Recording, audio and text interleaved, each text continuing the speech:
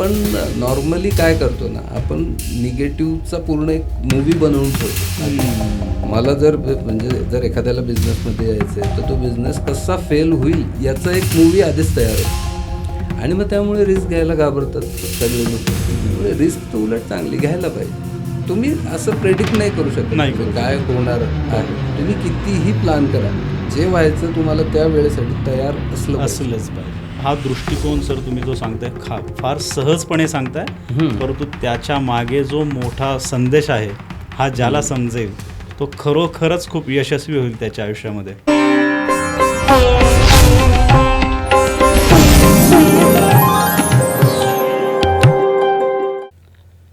नमस्कार मंडळी, कसं काय चाललं आहे? मस्त मजेत ना मित्रांनो? असंच मस्त राहण्यासाठी आणि आपल्या ज्ञानामध्ये भर घालण्यासाठी आज मी आपल्यासाठी नवीन एक विषय घेऊन येत आहे.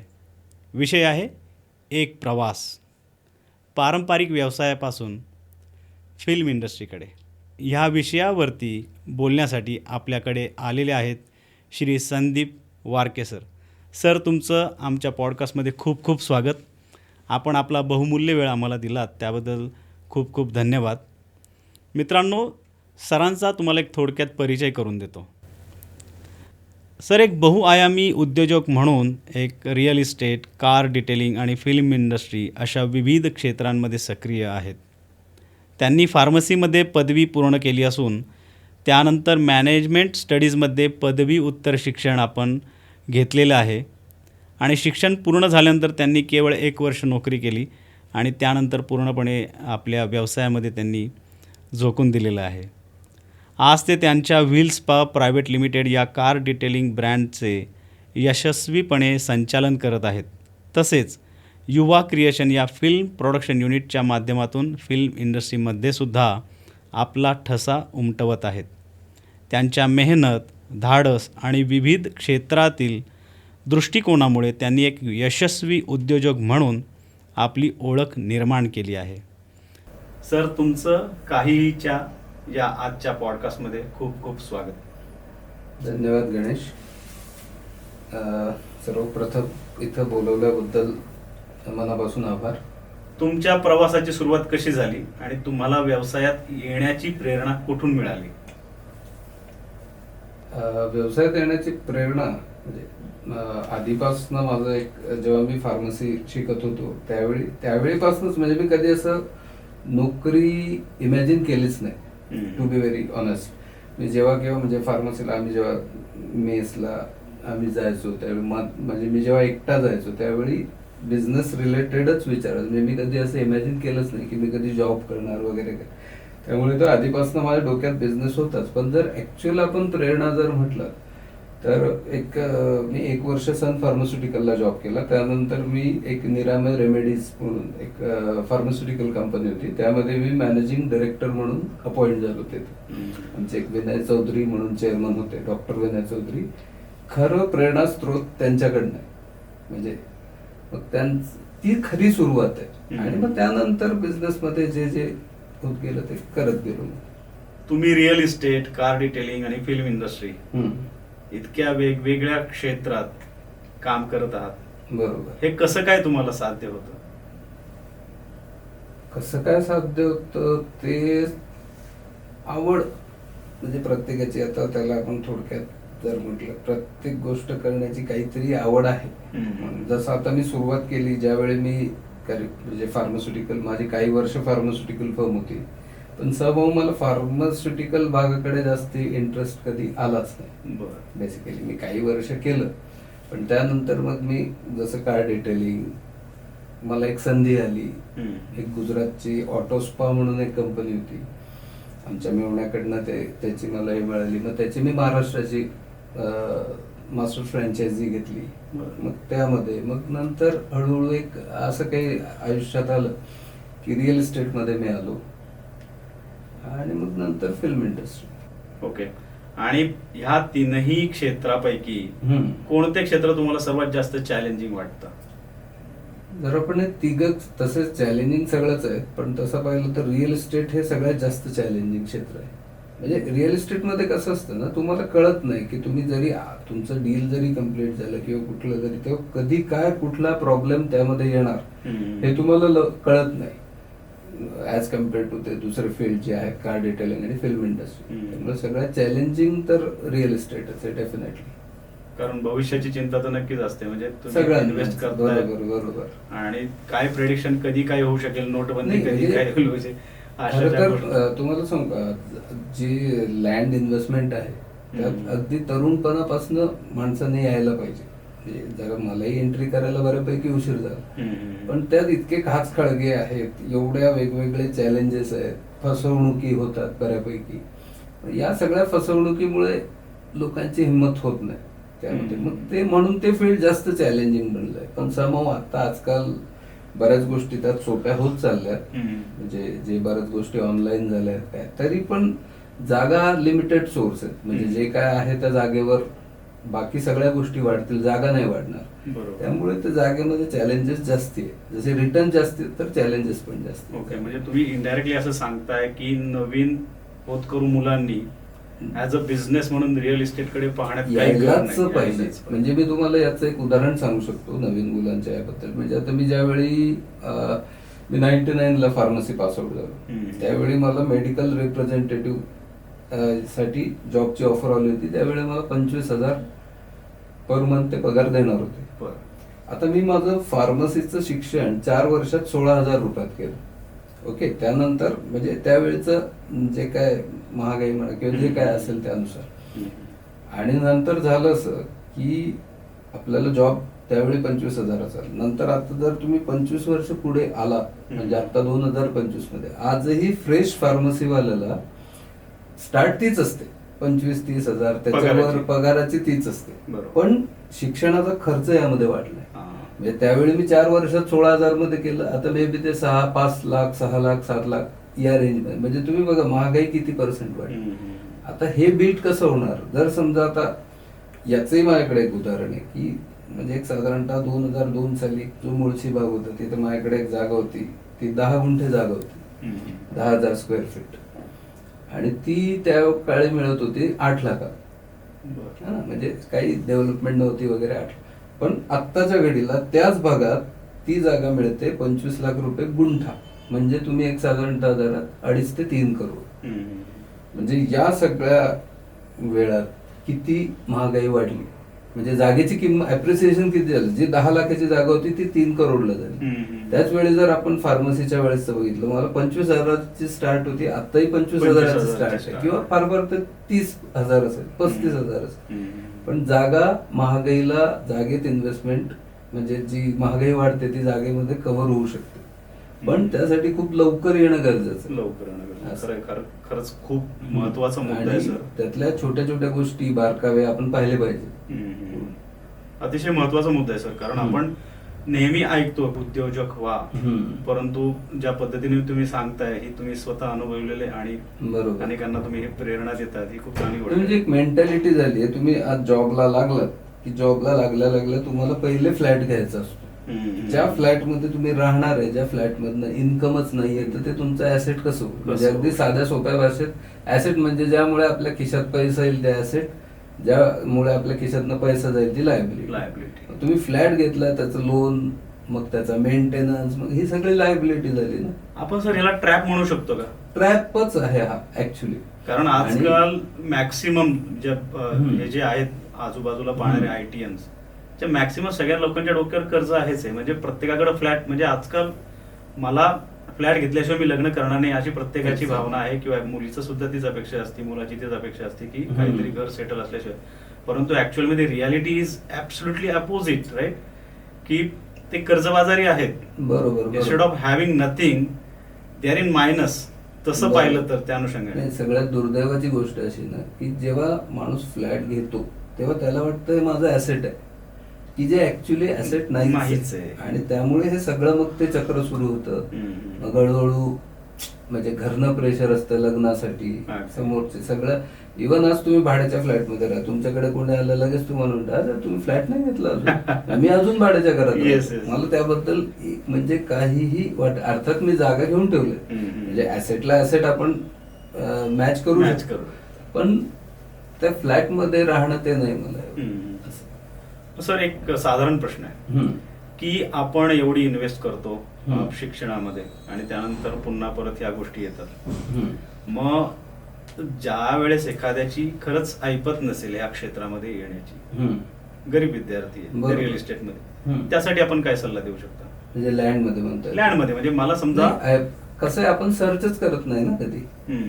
प्रत्येकाच्या डोक्यात असं बसलंय की जागा म्हणजे फसवणूक, जागेसाठी हम्म. खूप प्रचंड पैसा लागतो, भरपूर हे लागतं, आणि हे सगळ्यांच्या डोक्यात बसलंय. हम्म. म्हणजे जर मी आज तुम्हाला इथे म्हटलं की या इथे मला येलो कलर तुम्ही दाखव, तुम्ही येलो कलर शोधणार, अगदी. तो दिसेल तुम्हाला. Yes, yes. मग त्यासाठी तुम्ही ब्लॅक कडे नाही जाणार. बघणारच नाही. हाच कन्सेप्ट आहे. Okay. यानुसार जर लँड अगदी स्वस्तापासून पण अवेलेबल आहेत, फक्त तुम्ही सर्च केला पाहिजे. ओके, व्हेरी नाईस पॉईंट, हम्म. थँक्यू फॉर त्यासाठी मी हे सोपं जावं म्हणून एक पोर्टल बनवणं काम चालू आहे त्यावर, की अगदीच म्हणजे ज्याचं अगदी 5 लाखाचं जरी बजेट असलं तरी त्याला लँड मिळाली पाहिजे. हे माझं एक स्वप्न आहे, ते का चालू आहे काम त्यावर. वा वा, व्हेरी नाईस सर. म्हणजे तुम्ही नुसतं व्यावसायिक जे पारंपरिक चालत आलेल्या गोष्टीवरती मात करून नवीन काहीतरी जे काय आताच्या एआयच्या जमान्यात तुम्ही नवीन काहीतरी घेऊन येता, ही खूप म्हणजे आनंदाची गोष्ट आहे. म्हणजे टेक्नॉलॉजी कितीही वाढली ना तरी लँडचे रिसोर्सेस तेवढेच त्यामुळे त्याला डिमांड असणार. अगदी अगदी. सर, तुमच्या आयुष्यातील हा सगळा प्रवास पाहता तुम्हाला तुमच्या आयुष्यातील असा टर्निंग पॉईंट कुठला सांगता येईल? अच्छा, म्हणजे तुम्ही तसा प्रश्न विचारायला पाहिजे होता की तुमच्या आयुष्यात सरळ रस्ता कधी असेल. कारण टर्निंग पॉईंटच आहेत आयुष्यात प्रत्येक वेळी. पण तरी तुम्हाला सांगायचं म्हटलं तर त्याकडे समीर पाटील म्हणून एक माझा पार्टनर होता, त्याने आणि आम्ही एक फार्मास्युटिकल फर्म सुरू केली होती त्यावेळी. त्यावेळी घरनं प्रचंड विरोध होता. तुमचं शिक्षण झालंय, तुम्हाला 35-40 हजाराची नोकरी आरामात लागेल, त्यामुळे तो विरोध तर होताच. पण माझं फिक्स होतं, माझं आणि समीरचं, की आम्हाला बिझनेस करायचा आहे. त्यावेळी आम्ही वार्षिक 36% व्याजदराने एका सावकाराकडनं पैसे घेतले. म्हणजे कधीच म्हणतोय मी तुम्हाला 2003-04च्या दरम्यानची गोष्ट, जवळपास 20-22 वर्षापूर्वी. आणि त्यातनं आम्ही आमचं सॅक्रोसॅन्क्ट हेल्थकेअर म्हणून ब्रँड रजिस्टर केलं. तर हा एक टर्निंग पॉईंट असू शकतो. पण त्याही पेक्षा जास्ती टर्निंग पॉईंट म्हणजे तो थोडा इमोशनल. म्हणजे एक हे सुरू झाल्यानंतर आमच्या आयुष्यात असं झालं ना भरपूर, मग हे आम्ही फार्मास्युटिकल केलं, बरेचसे कर्ज वगैरे सगळ्या त्या गोष्टी अशा खूप झाल्या होत्या. आणि एक फेज आयुष्यात आली की आता संपलं, आता काहीच नाही करू शकत मी, आता इतके माझ्यावर कर्ज झालेत की आता यातनं बाहेर निघणं टोटली इम्पॉसिबल आहे, अशी एक फेज आली होती. आणि एका दिवशी मी प्रचंड स्ट्रेस झालो होतो. त्यावेळी माझी मिसेस आहे सायली, तिने मला असं नाही केलं की उगाच सहानुभूती वगैरे, तिने त्यावेळी की नाही असं बसून काय होणार आहे, आपल्याला काहीतरी करायला लागेल, ठीक आहे आपण वाढवलं आहे आपल्याला. तर हे केल्यानंतर मी लगेच एका मित्राला फोन लावला. मग त्याच्याकडे एका मित्राला जागा घ्यायची होती, मग त्याच्याकडे ती जागा अवेलेबल होती. त्यानंतर मला त्यातनं काहीतरी 15,000 ते 20,000 रुपये मिळाले. हा खरा टर्निंग पॉईंट आहे, कारण इथनं माझा रिअल इस्टेटचा खरा जर्नी सुरू झाला. म्हणजे त्यावेळी जर मिसेसने नॉर्मल सहानुभूती किंवा इतर लोकांचा सपोर्ट नसता केला किंवा काय, तर ते नसतं झालं. तर हा खरा टर्निंग पॉईंट आहे. वा वा. म्हणजे जसं म्हटलं जातं की प्रत्येक सक्सेसफुल पुरुषाच्या मागे स्त्रीचा हात असतो. हो, तर मला वाटतं तुमच्या यशामागे सायली मॅमचा खूप मोठा हातभार आहे. 100%. म्हणजे मी ज्यावेळी परिस्थिती खराब होती तेव्हा तिच्या पार्लरवर माझं घर चाललेलं आहे. मी तिला मेहंदी काढायसाठी मी रात्री 2-2-2:30 वाजता तिला न्यायचो. मग ती मेहंदी झाल्यावर यायची, मग आम्ही बाईकवर घेऊन, तेव्हा काय ते 1,000-1,500 रुपये मिळायचे, आणि असं आमचं घर चालायचं. किती छान. म्हणजे अशी सहचारणी सगळ्यांना मिळावी, आणि आताही तोच सपोर्ट कंटिन्यू आहे. वा, किती छान, व्हेरी नाईस. सर, पुढच्या प्रश्नाकडे जाऊया. नक्की. रिस्क घेण्याबद्दल, म्हणजे काय, आता तुम्ही नवीन काही इन्व्हेस्ट करणार असाल, नवीन काही उद्योग चालू करणार असाल, तर त्यामध्ये तुमचा रिस्क घेण्याची तुमची हे काय असते, पद्धत कशी असते? म्हणजे कशा पद्धतीने तुम्ही ते आव्हान स्वीकारता, त्याचे प्लस मायनस कसे तुम्ही आधीच आखता या गोष्टी सगळ्या? रिस्क, आता यासाठी तुम्हाला माझी एक शॉर्ट फिल्म पाहायला लागेल, वयवाद म्हणून. त्यात एक रिस्कचा डायलॉग त्यामध्ये आहे. त्यामध्ये कसं आहे की कॅल्क्युलेटेड रिस्क वगैरे हा काही प्रकार अस्तित्वातच नाही. रिस्क ही रिस्क असते असं त्यामध्ये आहे. म्हणजे तुम्ही तुमच्या यामध्ये लिंक टाका त्या शॉर्ट फिल्मची, थोडं माझे व्ह्यूज वाढतील. वा वा, अवश्य अवश्य. बरं, तो विषय वेगळा, ती गंमत. पण त्यामध्ये रिस्क जे आहेत ना, तुम्ही रिस्क त्याला काही असं म्हणू नाही शकत तुम्ही की कॅल्क्युलेटेड आपण खूप बघून घेऊया. ते रिस्क आहे. तुम्हाला काय करायचं तुम्ही, म्हणजे आज तुम्ही साधं बाहेर पायी चालतानाही तुमच्याला शाश्वती नाही आहे. अगदी मग बिझनेसमध्ये कसं असतं, कसे असू शकते. तुम्ही रिस्क घ्यायची खूप जास्त. आपण नॉर्मली काय करतो ना, आपण निगेटिव्हचा पूर्ण एक मूवी बनवून ठेवतो आधीच. मला म्हणजे जर एखाद्याला बिझनेसमध्ये यायचं आहे तर तो बिझनेस कसा फेल होईल याचा एक मूवी आधीच तयार असतो.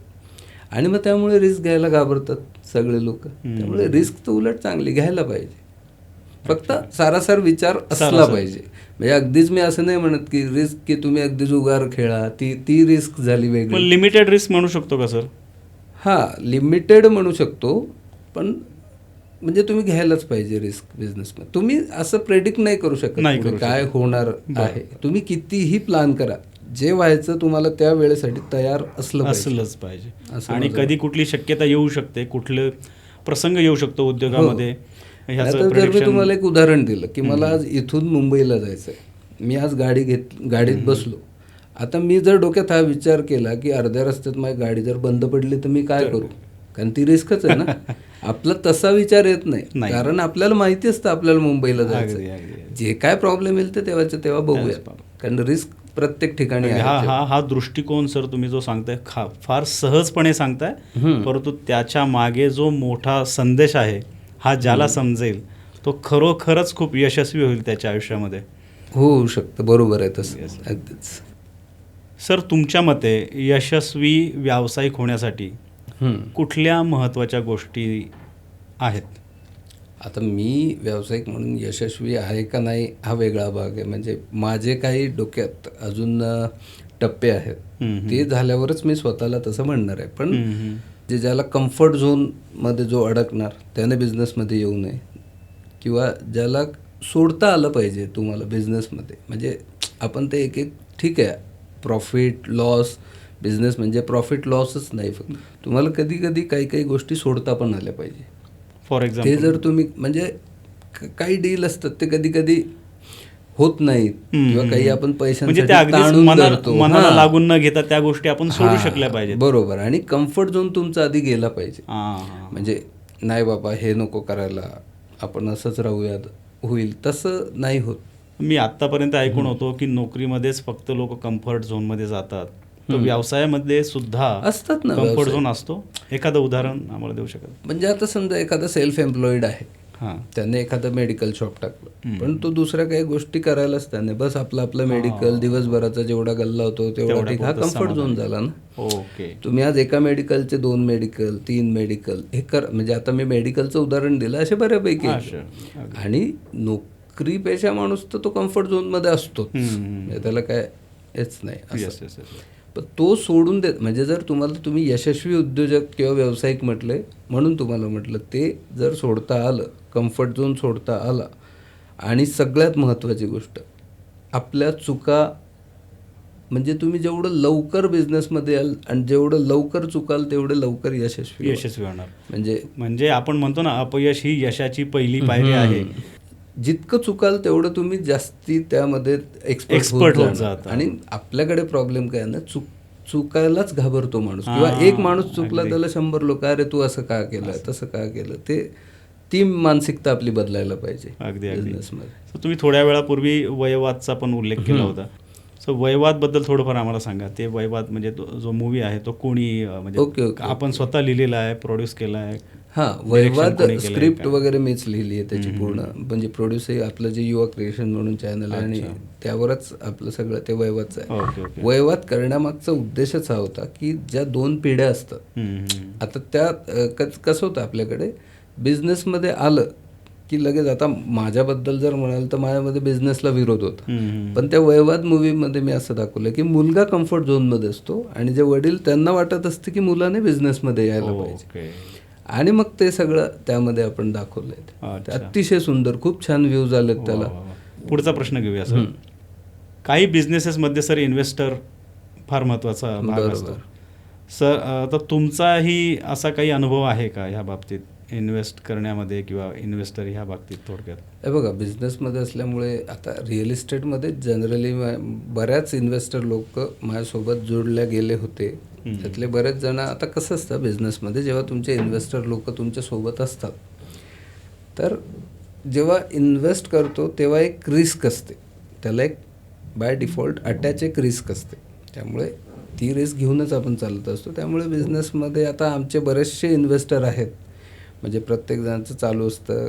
कधी आपण त्यांना चांगलं देऊ शकतो, कधी थोडासा प्रॉब्लेम येतो. ते पार्ट अँड पार्सल आहे. आपण शेवटी माणूस आहे, आपण मशीन नाही आहे. अगदी. किंवा हा इन्व्हेस्टरने पैसा दिला, तो मशीनमध्ये टाकला, इकडनं काढला, असं होत नाही. आपण वेगवेगळ्या लेवलच्या रिस्क घेत असतो. कधी त्या रिस्क खूप चांगल्या होतात, कधी प्रॉब्लेमॅटिक होतात. तर असे इन्व्हेस्टर लोक आहेत. त्यातला एक म्हणजे एक तुम्हाला आत्ता हा तुम्ही विषय काढला म्हणून एक किस्सा सांगतो. म्हणजे मागचीच गोष्ट आहे. माझा एक यशपाल म्हणून एक मित्र आहे. तो माझ्यासोबत मध्यंतरी एक ग्रामीण नावाचा जो प्रोजेक्ट होता त्याला थोडासा इश्यू आला. त्यामुळे बऱ्याच इन्व्हेस्टर लोक, त्यांचा पैसा थोडा माझ्याकडे अडकला होता.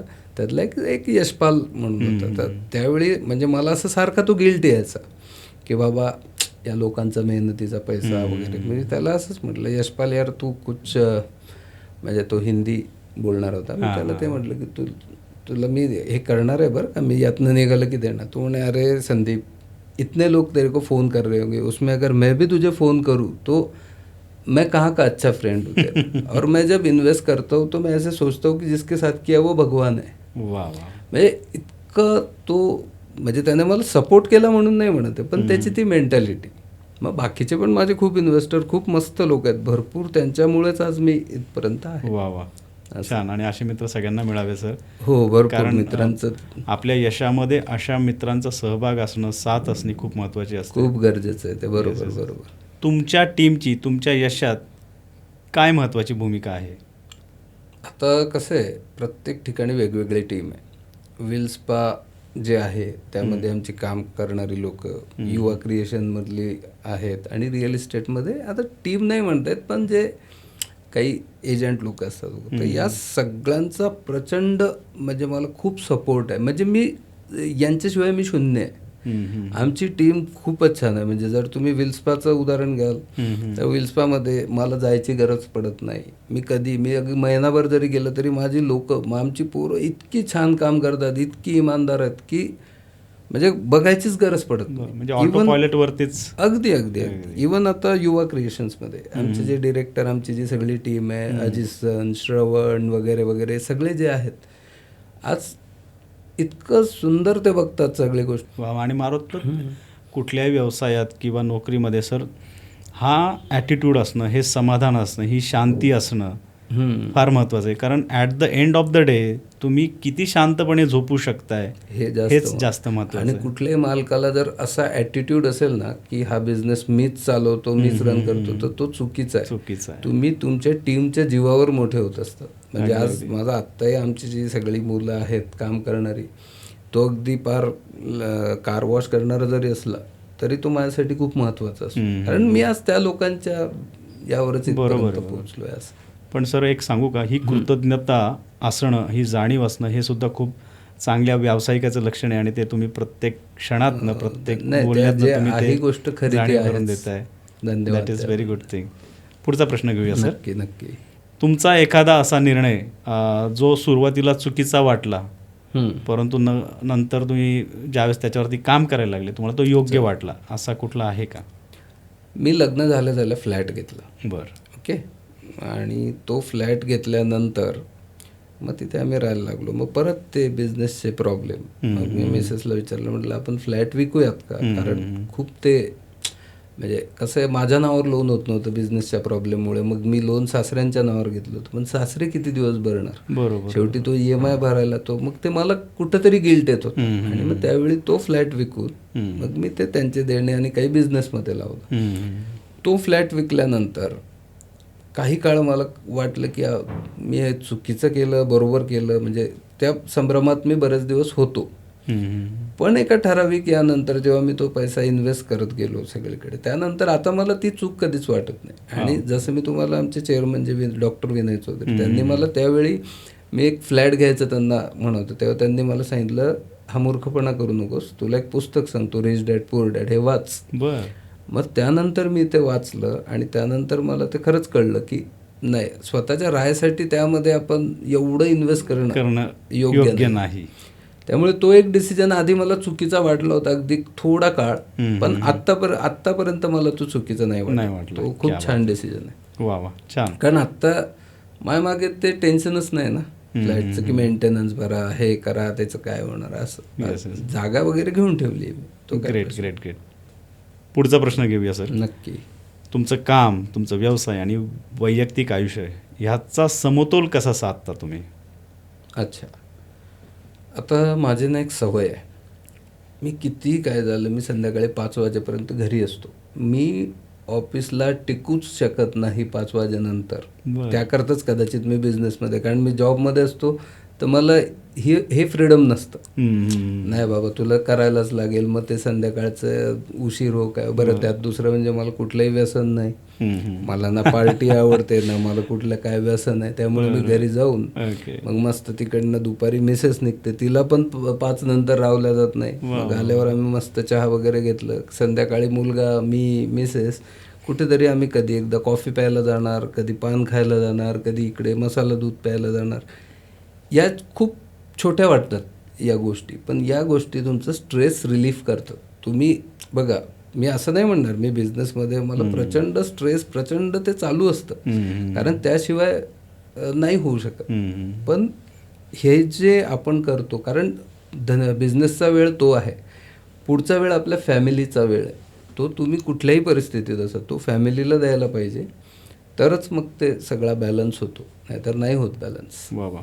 आणि हे तुम्ही बॅलन्स करताय खूप उत्तम रीतीने, आणि मला वाटतं त्यामुळे आणि याला मला सपोर्ट सगळ्यांचाच, घरच्यांचा पण आहे. म्हणजे अगदी मुलगा वगैरे. मग मध्येच आम्ही कधी मूवीला जाणार, मग तो मूवी चांगला आहे वाईट आहे ते नाही बघत की माझे किती पैसे त्या मूवीत खर्च होणार, या गोष्टी आम्ही नाही बघत. मग मध्येच कुठेतरी थाळी खायला जाणार, म्हणजे रोज व्हरायटीच असते, काही ना काही शांत बसतच नाही. वा. ते चालूच असतं. आणि मला वाटतं हे खूप महत्वाचं आहे, कारण खूप गरजेचं आहे, नाहीतर मग नुसतं मशीन होणार ना. मशीन होणार. त्याला अर्थच नाही ना. आणि मशीन मध्ये काय फरक? हे बघा, मला एकच सांगायचं आहे, आपण बिझनेस करतो कशासाठी?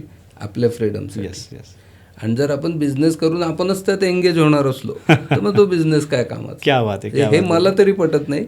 बाकी इतर लोकांची वेगळी थिंकिंग असेल कदाचित. अगदी सर. मला तुमच्या या बोलण्यातनं मुकेश अंबानींनी एकदा एक असंच काहीतरी स्पीच दिलं होतं, त्यातला हा एक भाग होता की तुम्ही काम करताय, नोकरी करताय, तुमचं हे झाल्यानंतर तुम्ही तुमच्या फॅमिलीला पण तितकाच उत्तम वेळ देणं तितकंच गरजेचं आहे तुमच्या आरोग्यासाठी, आणि तुम्ही ते फॉलो करताय, ते तुमच्या चेहऱ्यावर दिसतंय सर. मी नेहमी तुम्हाला ज्यावेळेस पाहिलेलं आहे तर तुमच्या चेहऱ्यावरचं जे तेज आहे त्याच्या मागचं रहस्य कदाचित मला ते आज समजलं. नाही, हे म्हणजे अगदी जे काय आत्ता आहे ना, याचा जर तुम्ही वाटा म्हटला तर हा कमीत कमी 80% वाटा या गोष्टीचा आहे. जर आपण सगळा स्ट्रेस घेऊनच बिझनेस करत राहिलो तर ते काही होणार, काही उपयोग नाही. म्हणजे जसं तुम्ही म्हटलात की ते मनुष्य आणि मशीनमध्ये फरक काय राहणार. आणि अजून या पलीकडे मी अजून एक सांगणार, म्हणजे इथं फॅमिली झाली, मित्र पण तेवढे. म्हणजे आज जो आमचा डिरेक्टर आहे अजिसन, आम्ही रात्री तासन तास एखाद्या विषयावर बोलत असतो. म्हणजे लिटरली, म्हणजे मी तुम्हाला ते खूप कॉमेडी किस्सा आहे. आमची मिसेस नेहमी म्हणते, आज अजिसनचा फोन नाही आला का? म्हटलं का नाही, तुम्ही बोलता तेव्हा मला छान झोप लागते. म्हणजे ते आम्ही तासन तास, म्हणजे आम्हाला कळत नाही की ते 2-2 तास 2.5 तास मे बी जे काय 1-1.5 तास असेल, त्यावर आम्ही बोललो. एखादी मला स्टोरी सुचली, मी लगेच अजिसनला, अरे अजिसन ऐसा, मग अजिसन तिकडनं हे करणार. मग ही मजा वेगळी आहे. हे सगळे स्ट्रेस रिलीफ. मग तुम्ही जे म्हटलं तुम्ही बॅलन्स कसं करता, तर हे ऑटोमॅटिक बॅलन्स होऊन जाते, कारण तुम्ही त्या सवयीच त्या पद्धतीने लावलेल्या आहेत. म्हणजे 5 नंतरचा वेळ हा माझा आहे. मी लिटरली माझा फोन पण बंद असतो. 7 वाजेनंतर माझा फोन DND वर जातो. मला कोणाचे फोनही नसतात घ्यायचे. आपलं लाईफ आपण जगायचं. वा. हे सॉर्टेड आउट तुम्ही खूप छान पद्धतीने केले, त्यामुळेच तुम्ही आनंद घेतात. खूप छान वाटतं सर तुमच्याशी गप्पा मारताना. पुढचे काही प्रश्न आहेत, आपण घेऊया. पुढील 5 वर्षांचं आपलं काय व्हिजन आहे? तसं व्हिजन वगैरे मी कधी काय ठेवतच नाही. का ठेवत नाही त्याचं एक तुम्हाला कारण सांगतो. मी एक काही व्हिजन ठेवलं म्हणजे त्याला माझा फोर्स होणार. म्हणजे ते मला तरी, हे मी वैयक्तिक माझ्यासाठी सांगतो, मी असं इतर कोणासाठी नाही. मला असं वाटतं एका डोंगरावर मी एक तो दगड वर ढकलतोय. मी आधी खूप ठेवायचो, म्हणजे आधी माझं एक प्रिन्सिपल होतं, म्हणजे की त्याला म्हणलं fake it till make it. Okay. म्हणजे त्याचा तसा अर्थ नका घेऊ, म्हणजे जे काही असेल ते आपण बोलत सांगत राहायचं सगळ्यांना आणि ते एका दिवशी होतं, अशी त्याच्या मागची भावना होती. पण आत्ताच्या अनुभवानुसार ते मला चुकीचं वाटतंय. कारण काय असतं, गोष्ट होणं न होणं आपल्या हातात नसतं, प्रयत्न आपल्या हातात आहेत. करेक्ट. ते मी करत असतो. मग आत्ता मी ती पद्धत बदलली आहे. मी आधी काम करतो, मग ते झाल्यावर डिक्लेअर करतो.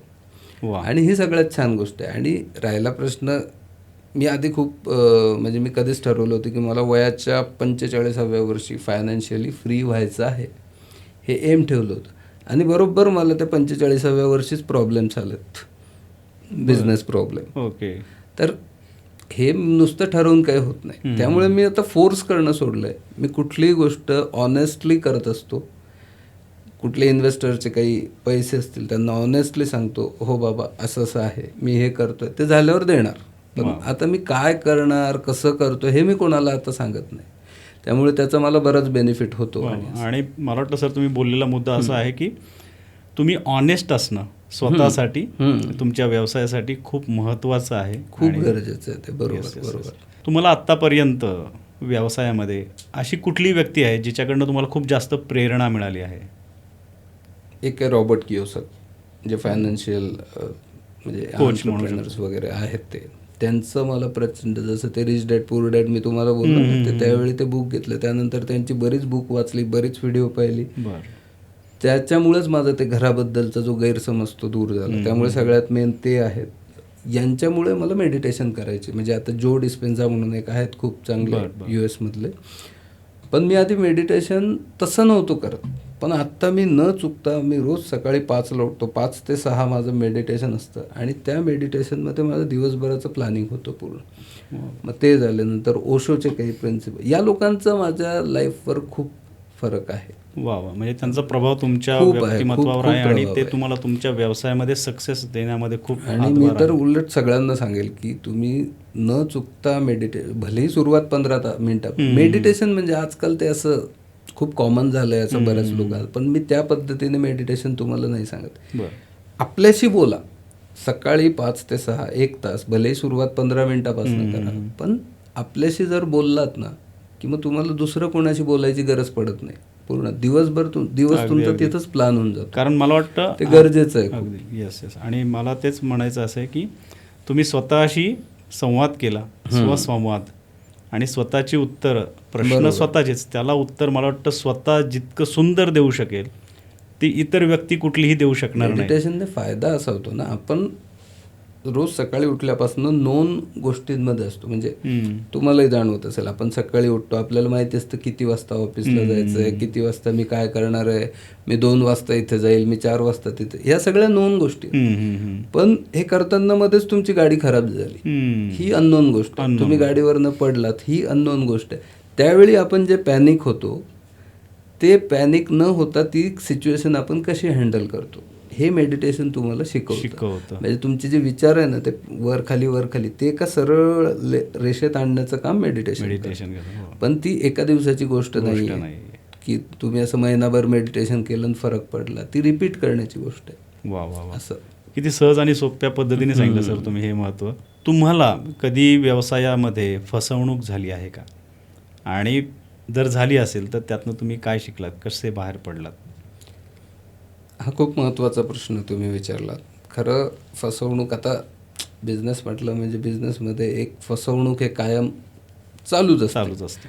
पण त्यातल्या मला 2-3 फसवणूक झाल्या माझ्यासोबत. पण त्या इतक्या विचित्र, म्हणजे बऱ्याच यानुसार त्यांनी बराच माझा वेळ गेला त्या फसवणुकीमुळे. आता मी त्यांची नावं बाहेर पडण्यासाठी, त्यांची नावं वगैरे नाही घेत तुम्हाला, पण त्या लोक पण बाहेर पडण्यासाठी काय, आपण ज्या चुका, ती शेवटी चूकच आहे ना. फसवणूक झाली म्हणजे मी काहीतरी चूक केली, कोणावर विश्वास ठेवला, त्या विश्वासानुसार आपण हे झालो, मग त्याच चुकातनं शिकायचं. आता ब्लाइंडली काही गोष्टी नाही करायच्या, बऱ्याच गोष्टी आहेत जशा तेव्हाही ब्लाइंडली नव्हत्या केल्या, पण ते तसं इम्प्रूव्हमेंट करायला लागते आपल्याला वेळोवेळी. अच्छा. आजचं जग जे आहे AIचं जग आहे असं म्हटलं जातं. बरोबर. आत्ताच्या ह्या काळात जर तुम्हाला पुन्हा तुमच्या व्यवसायाची सुरुवात करण्याची संधी मिळाली, म्हणजे अगदी सुरुवातीपासून, तर तुम्ही कशी कराल? कशी कराल म्हणण्यापेक्षा कुठला बिझनेस निवडाल, कुठला बिझनेस निवडाल? यासाठी आता बघा, माझं खूप एक अगदी मनापासून स्वप्न आहे, मला फिल्म सिटी बनवायची. बरं हे फक्त माझ्यापुरता मला माहिती आहे. बरं. ते मी कसं करेल, काय करणार, त्यासाठी मी कसं तो पुढचा हे झालं. मी म्हणजे जसं आपण गुगल मॅपला टार्गेट देतो ना, मला आज बाणेरला जायचं, मग तो रूट आपोआप तयार होतो. मी तो एक टार्गेट दिलं, मला फिल्म सिटी बनवायची. आता ते कशी बनणार, काय होणार, तो खूप पुढचा विषय झाला. पण ते माझं दडलेलं स्वप्न आहे. म्हणजे मला माहीत नाही ते पुढे ते कसं होईल ना होईल हा विषय वेगळा, पण त्यात मला फार इंटरेस्ट आहे. बरं. असं आम्हाला थोडंसं ऐकायला आवडेल सर, तुम्ही आत्तापर्यंत कुठल्या फिल्म केल्या आहेत आणि फिल्मकडे वळण्याचं तुमचं मोटिवेशन काय होतं? हां, आता फिल्म युवा क्रिएशन म्हणजे हा भाग कसा आहे, ज्यावेळी एक मला वाटतं एक कोरोनाचा काळ होता, कोरोनाच्या काळातला, त्यावेळी माझ्या रिसेप्शनिस्टचा मला एक फोन आला की सर कोणीतरी इंटरव्यूला आला है, बट वो फिल्म इंडस्ट्री से, तो अपने को कोई काम करनी है तो हम उनको बोल देती हूँ की मैं नहीं हो सकता. तर मी तिला म्हटलं नाही थांबव, मी येतो आणि मी बघतो. बरं. तर तरी ती म्हटली मला की सर आपल्या काहीच म्हणजे काही संबंधच नाही, तू थांबव. आता त्यावेळी फिल्म इंडस्ट्रीचं माझं काही एवढं हे नव्हतं, पण तरी मी तसं ऑटोमॅटिक ते झालं. मग मी गेलो, मग तिथे अजिसन नायर म्हणून एक जो आहे, जो आत्ता माझा डिरेक्टर वगैरे सगळं, तो अजिसन तोच बघतो सगळं. त्याच्याशी बोललो. बोलताना मग आमचं चांगलं डिस्कशन झालं. मग त्याला जॉब म्हणजे ऑफर झाला, ते तिथं हे केलं. मग नंतर एकदा असं बोलता बोलता निघालं, मी एक स्क्रिप्ट अशीच दाखवली.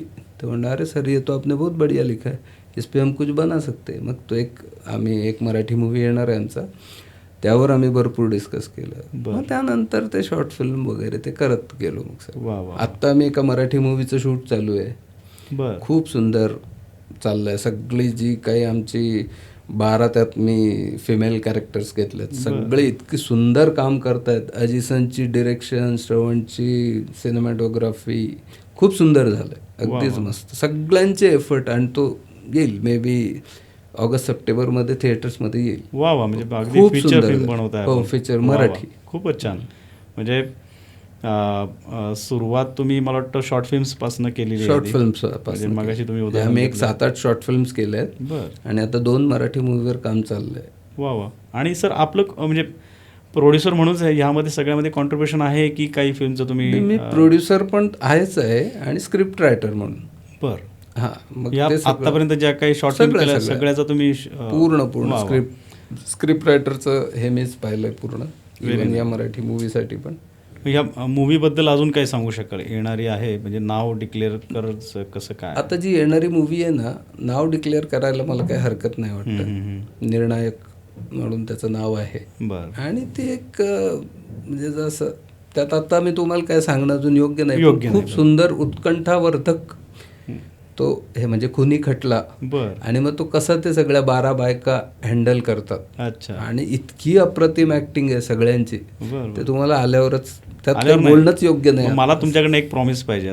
त्या पिक्चरचं रिलीजच्या वेळेत आपण नक्की एक पॉडकास्ट आपण अगदी 100% आपल्या टीम सोबत करू. अगदी 100% आपण. आणि झालंच शक्य तर आपण ऑन स्टेज तुमचं जिथे काही लोकेशन असेल तिथे येण्याचा प्रयत्न करू. नक्की. आणि त्याचा एक सेपरेट आपण पॉडकास्ट नक्की करूया. अगदी कधी सगळ्यांच्या सवडीने.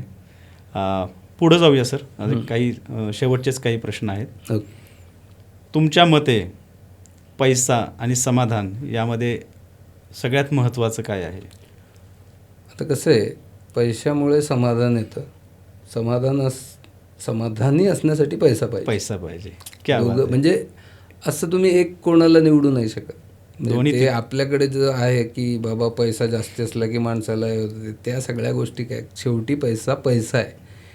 पैशाने तुम्ही समाधान मिळवू शकता. फक्त त्याची एक आपण काहीतरी लिमिट ठरवली पाहिजे. म्हणजे अगदीच कोणाला फसवून वगैरे काय तो चुकीचा. पैसा टिकत पण नाही सर. असं आत्ताच्या घडीला माझा मूवीचा म्युझिक डिरेक्टर आहे, दोघं, विशाल समाधान म्हणून.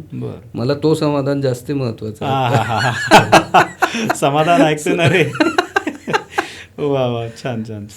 आत्तापर्यंत तुम्ही बऱ्याचशा शॉर्ट फिल्म्स केल्या म्हणताय, आता फीचर फिल्म पण करताय तुम्ही. खूप तुमचा आलेख असा वरच्या दिशेने चाललेला आहे, त्याबद्दल खूप खूप अभिनंदन तुमचं. धन्यवाद. पण ह्या सगळ्या प्रवासामध्ये तुम्हाला काही अडचणी आल्या असतील, काही प्रसंग असतील जे तुम्हाला शेअर करावेसे वाटतात, किंवा काही एक्साइटिंग असेल किंवा काहीतरी प्रॉब्लेमच झाला आहे नेमका, आणि पण तुम्ही त्याला काहीतरी फनी वेने जाऊन किंवा काहीतरी छान सोल्युशन शोधलं आहे, असं काही अनुभव असतील तर. अडचणी येतच, इनफॅक्ट अडचणी आल्याच पाहिजे ना, बिना अडचणीचं तुम्ही नाही. कारण मी तेच म्हणतो, मी प्रॉब्लेम हा शब्दच वापरत नाही जनरली, त्याला आपण चॅलेंज तसंच म्हणतो. अडचणी बऱ्याच आल्यात. जसं आता मी त्या फार्मास्युटिकलच्या वेळी माझं नाईस क्युअर म्हणून एक प्रोडक्ट खूप छान चाललं होतं. म्हणजे आमची एक बॅच 1-1 लाख टॅबलेटची 3-3 महिन्यात संपायची. पण समहाऊ एकदा काहीतरी ते सॅम्पल त्याचे कलेक्ट केले ते मॅन्युफॅक्चरिंग आणि FDA त्यांच्यामध्ये वाद होते, त्या याच्यानुसार ते बसलं नाही, मग ते सगळं विड्रॉ करायला लागलं. ही एक खूप मोठी अडचण होती. म्हणजे बसलेलं मार्केट आमचं अचानक एकदम खाली आलं आणि तो आमचा खूप छान. मग अशा बऱ्याच अडचणी बिझनेसमध्ये आल्यात. सध्या मला ग्रामीण नावाचा प्रोजेक्ट होता, मी पार त्यात जीव ओतला होता, म्हणजे काहीच बाकी नाही ठेवलं. माझ्याकडचं सगळं, माझे इन्व्हेस्टर सगळे त्यावर लागले होते. पण समहाऊ काही का म्हणजे त्याला me even Prajakta Mali madam आहेत, त्यांना ब्रँड ॲम्बॅसेडर घेतलं होतं, व्हिडिओ तयार केले, भरपूर खर्च लावला, पण ती वेळ नाही हे करता आली. तो प्रोजेक्ट समहाऊ मी फेल झाला असं नाही म्हणणार, कारण त्यातनं मी खूप शिकलो. मी परत नवीन दमाने उभा राहतोय, परत तो प्रोजेक्ट मी करणार म्हणजे करणार. कारण मी एकदा स्वतःला सांगितलं की मी ते करणार, मग त्याला मला कोणी थांबवू शकत नाही, असं आहे. हीच जिद्द म्हणतात सर, आणि हीच जिद्द तुम्ही टिकून ठेवली, खूप चांगली गोष्ट आहे. आपण पुढच्या प्रश्नाकडे जाऊया. सर, आत्तापर्यंतचा तुमचा फिल्म इंडस्ट्रीमधला अनुभव पाहता, as a investor, as a producer, कारण मी अनेक असे उदाहरणं पाहिलेली आहेत फिल्म इंडस्ट्रीमध्ये, ते उत्साहाने येतात परंतु तितक्याच नाराजीने ह्या क्षेत्रातनं पुन्हा जाताना मी पाहिलेले आहेत. तर हे आव्हान फार सोपं नाही आहे, आणि मला वाटतं तुम्ही निर्णायक आता एक फीचर फिल्म पण करतायत. तर तुमचा आत्तापर्यंतचा अनुभव काय आहे? हे बघा, आता त्याला आपण कसं बघतो हे आपल्यावर आहे. आता मी जर मूवी बनवतो आहे तर मी फक्त प्रॉफिट डोळ्यासमोर ठेवून नाही बनवत आहे, मला त्याच्यासोबतचं पण घ्यायला लागेल. जर काही लॉस आला, काही रिस्क, आता तुम्हाला एक उदाहरण, आम्ही निर्णायक जे करत होतो, आमचं खरं तर आम्ही एका शेड्यूलमध्येच ते संपवणार होतो. आम्ही डेट ठरवली होती, आम्ही 5 दिवसाचं होतं, आणि आमचं भरपूर वर्कआउट त्यावर झालं, पण समहाऊ ते नाही होऊ शकलं. मग आम्हाला एक शेड्यूल आता मेमध्ये लावायला लागणार आहे, त्यामुळे तो एक्झॅक्टली खर्च डबल झाला. आता हा तर मी पकडला नव्हता, ही रिस्क आहे, बरोबर, पण ती तुमची पॅशन आहे मूवी. म्हणजे तुम्ही जर प्रॉफिट आणि लॉस डोळ्यासमोर ठेवून मूवी बनवत असाल तर तो रिस्कीच आहे. मला मूवी मी चांगलं बनवतोय, माझा डिरेक्टर चांगलं करतोय हे मला पाहिजे. मग त्यातले म्हणजे आम्ही जनरली बोलताना दोघं नेहमी म्हणतो, तुझ्यावर मुझे पसंद आहे ना तो भी अपनी फिल्म सक्सेस आहे. मग मी ते नाही बघत की माझं त्यात किती लॉस होणार आहे, किती काय होणार. ठीक आहे, ती गणितं शेवटी करायला लागतात, बरोबर आहे, पण ते तसं आहे, तुम्हाला पॅशन आहे तुमचं, तर ते मूवी हा असा विषय ना, तुम्ही त्यामध्ये अगदी प्रॉफिटेबिलिटी वगैरे तसं आत्ता तरी मी अजून खूप अर्ली लेवलला आहे त्यामध्ये, त्यामुळे ते कितपत मी बोलतोय ते पुढे ठरेल. तसं आहे, तुम्हाला ते पॅशन ठेवूनच करायला लागेल ते, आणि मग त्यानुसार अरेंजमेंट ठेवायला लागेल तुमच्या. ओके, एक शेवटचा प्रश्न, आपले नवीन होत करू जे उद्योजक आहेत त्यांना जर फिल्म इंडस्ट्रीमध्ये यायचं असेल तर त्यांना काय संदेश द्याल आपण एका लाईनमध्ये? हां, आता जेवढं मी पाहिलं बऱ्याच लोकांना, म्हणजे खूप सोपं वाटतं काही लोकांना, नुसतं आलं एक काहीतरी ॲक्टिंग केली, त्याच्यातले बारकावे, म्हणजे आता माझे जे डिरेक्टर आहे अजित, खूप बारीक गोष्टी माहीत आहेत त्यांना. म्हणजे त्याच्या अंडर जो कोणी तयार होईल ना तो खरा हे होणार. तर त्यांनी मेहनत घेतली पाहिजे, सगळ्या ज्या काय प्रॅक्टिस, म्हणजे जसं मी तुम्हाला ते गुगल मॅपचं उदाहरण दिलं, आपण डोक्यात ठेवलं पाहिजे की मला, आणि अपेक्षा न करता तुम्ही ऑनेस्टली करा, ते आपोआप येतं. दिखावा नका करू की मला असं करून दाखवायचं आहे, मग ते तशा याच्याने नाही होणार. तुम्ही ऑनेस्टली काम करा, आपोआप तुम्हाला त्याची फळं मिळणार आहेत.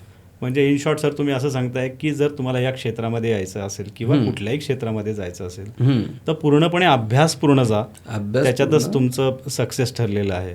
आणि एकदा पाऊल टाकलं की मागचं नाही विचार करायचा, की परत ते मागचे दरवाजे नाही शोधायचे. पाऊल टाकलं, आता पुढेच जायचं. आता जे काय होईल ते मला मान्य आहे आणि मी जाणार. वा वा. आणि तुम्ही तसं डोक्यात ठेवलं ते ऑटोमॅटिक तुमचं घडत जातं. घडत जातं. तर नियम आहे तो, वा त्याला कोणी बदलू नाही शकत. वा सर, ह्या आपल्या शेवटच्या ह्या लाईनवरती आपण इथला पॉडकास्ट थांबूया. थँक्यू सो मच, तुम्ही इथे आलात आणि तुमचा बहुमूल्य वेळ दिलात. धन्यवाद. आणि इतके सुंदर तुम्ही संदेश लोकांना सहज भाषेत दिलेत.